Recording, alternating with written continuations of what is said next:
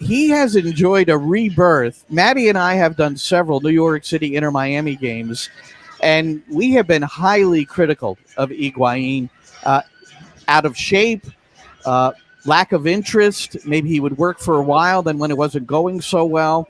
But this was in the midst of a time where there were other things going on in his life too. And I think looking back, if you could maybe relate some of the things in the article that might have made it more clear to you why he may have struggled. I mean, he's got to take accountability and responsibility for coming into MLS and maybe just thinking it was going to be a cakewalk. But what did you discover?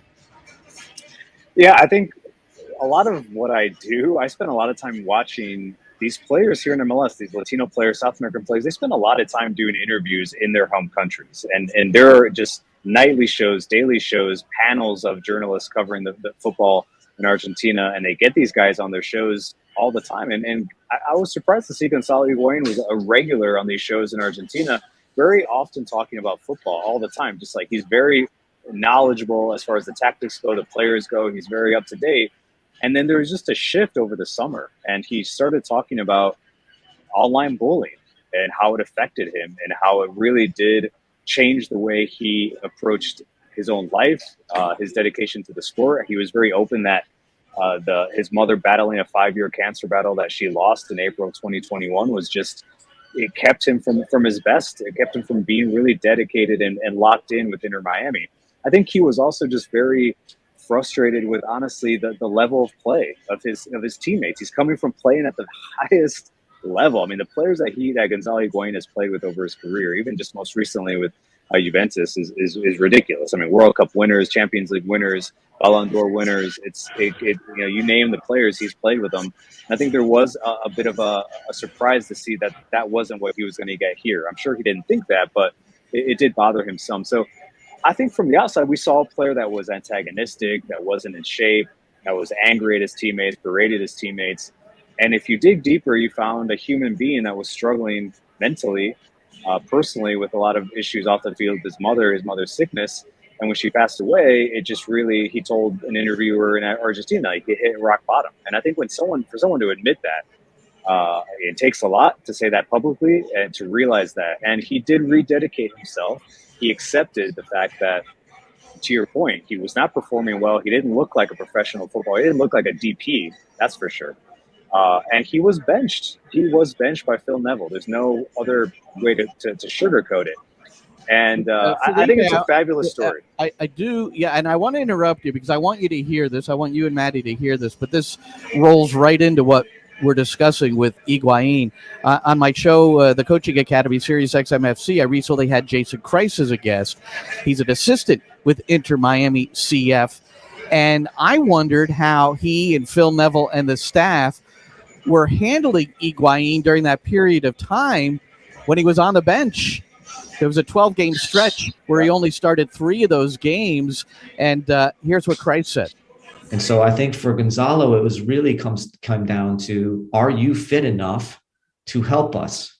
Are you at a body composition? Are you aerobically fit enough? Are you powerful enough to utilize these wonderful abilities that you have? And the answer was pretty clearly, no, you're not. Okay, so if you're not, then your role is going to be somebody that's going to be helping us off the bench, because you have a limited capacity to help us and a limited capacity to use these amazing skills that you have. And Gonzalo has worked himself to a place where he was ready to contribute. I mean, that just doesn't happen just by, hey, Leo's hurt, it's not your turn, Gonzalo. No, Gonzalo had to be ready for it. And Gonzalo, what he had to do during that time was work hard and understand from our point of view that this is what we're going to expect and this is what we're going to need from you. Because my observation, and I saw 2 games that were far apart, is that he is fitter now. I mean, he is more prepared to play. Yeah, no, there's no doubt about it. I mean, and we realize too, like, one thing that happens through playing a season is that the guys have a very limited amount of effort and training they can give when they have to start every single week.